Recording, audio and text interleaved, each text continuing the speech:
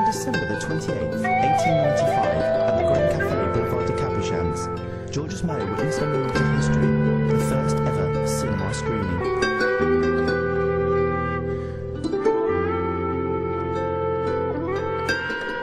From that moment, Méliès knew that this was special and that he could turn it into something that would entertain people.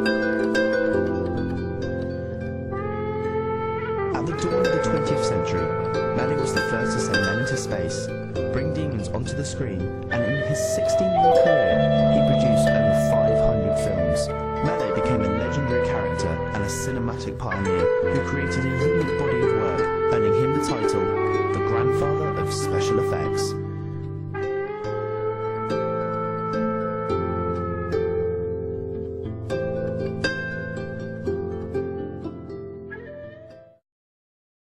Before film fascinated Méliès, he worked for his father making luxury shoes.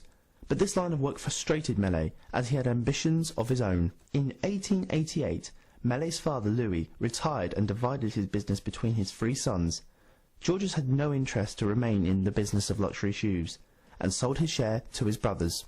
With this new wealth, Méliès purchased the Theatre Robert Houdin, which was in a terrible state. But dedicated Méliès refurbished the venue, and in the same year he reopened to small audiences at first, which annoyed Méliès, but he stuck to his investment and started to create magical skits that the audience warmed to. This could be considered as Méliès's first experience at directing, and would later use this as an inspiration for his films. At the end of shows, Méliès would project magic lantern animated slides, and Méliès realised that they had a very positive impact early on, and the relationship with cinema is so direct and logical. When Méliès saw what the Lumières had to offer, he was quoted as saying, "We were all positively stupefied. I immediately said, 'That thing is for me, an extraordinary trick.'" Méliès made an offer to the Lumières to buy their projection system, but they refused, wanting to exploit the new medium, believing the novelty would wear off soon.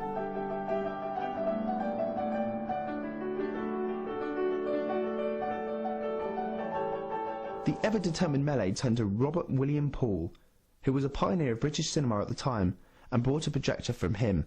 Méliès turned it into a camera by reversing the process, adding a lens, then isolating the aperture from the light. He was able to do this because he was a skilled draughtsman and mechanic, learnt from his time working for his father. Méliès shot his first film, A Card Game, and this was a direct copy of the Lumière brothers' film of the same title. And it was inspired by Paul Cézanne's painting, The Card Players. The novelty of these films began to wear off, and audiences were uninterested with clips of everyday life. Méliès knew he had to develop the medium so people would find it interesting. Méliès built a studio in Montreal, just outside Paris. The studio, perhaps the most sophisticated of its age, could claim to be the world's first special effects facility. It was equipped like a magic theatre, with trapdoors, winches, pulleys, mirrors and flying rigs.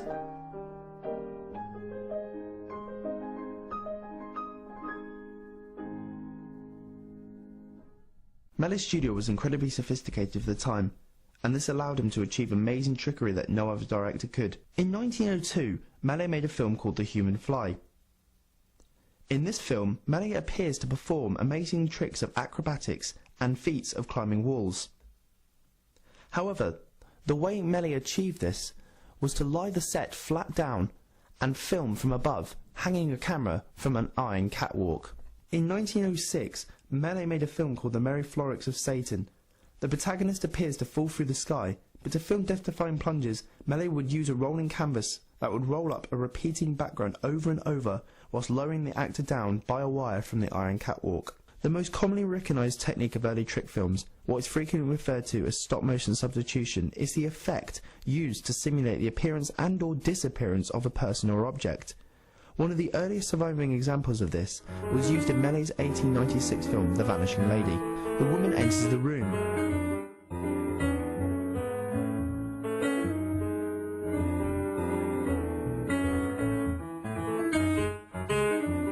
The woman sits down.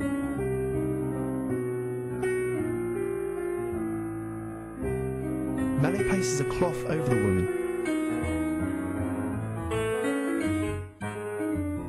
At this point, the camera is switched off and the woman leaves the stage.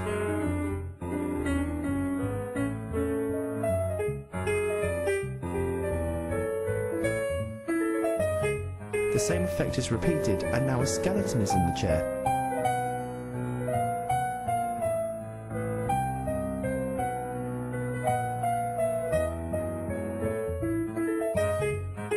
And the woman returns.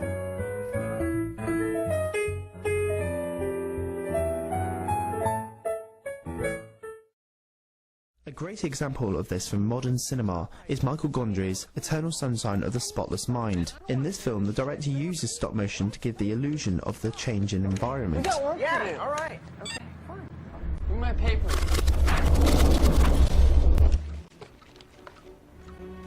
The story of how Melies discovered this effect is renowned amongst film historians, as he wrote in his own memoirs that he discovered the secret of special effects in Paris, on the Place de l'Opéra, when his camera malfunctioned while a carriage was in front of the lens. When the machine started cranking again, a hearse had replaced the carriage on screen. This transformation looked like an amazing optical effect. However, it was not Melies who discovered this effect. In fact, it was Edison's studio that first used the effect in the film Mary Queen of Scots. As you can see in this clip, this substitution is evident when the axe is in the air. The woman actor is replaced by a dummy. Then the axe falls back down and cuts the dummy's head off. This only goes as far to prove that Melies was not the first to use special effects.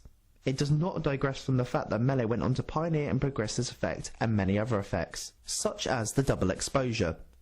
This involved exposing a single piece of film to two different images. In this example from the mysterious portrait, Melies appears to be on the screen twice. The way he achieved this was to put black velvet behind the frame and film himself talking to the frame. The camera would then be rewound.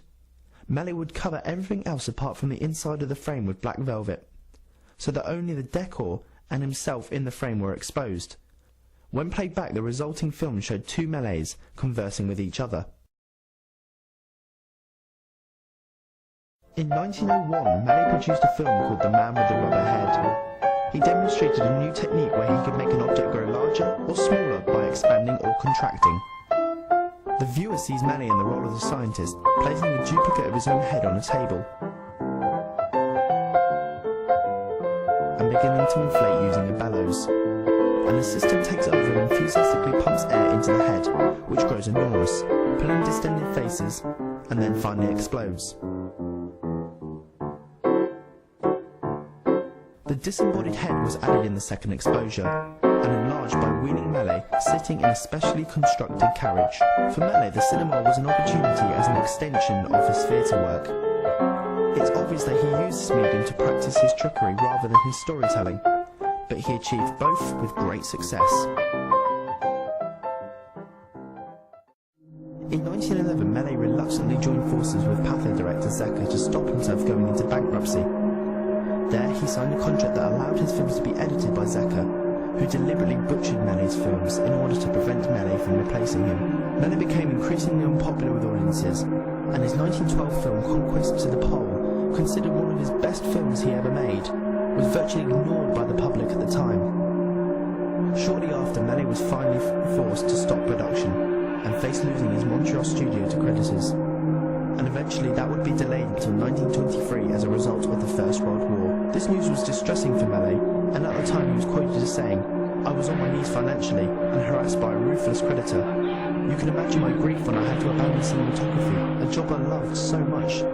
For months I saw antique traders cut away 20 years of hard work." However, in 1929, after 4 years of working in a toy and confection store in the Gare Montparnasse with his wife, a change of fortune for Melies came in the form of an important discovery. Several of Melies' films were discovered in a house belonging to a wealthy furniture store owner, who had years earlier commissioned Melies to make films that could be shown to children while their mothers shopped. And on the 16th of December 1929, a gala in honour of Melies was held at the Salle Payal, where 8 of his films were shown.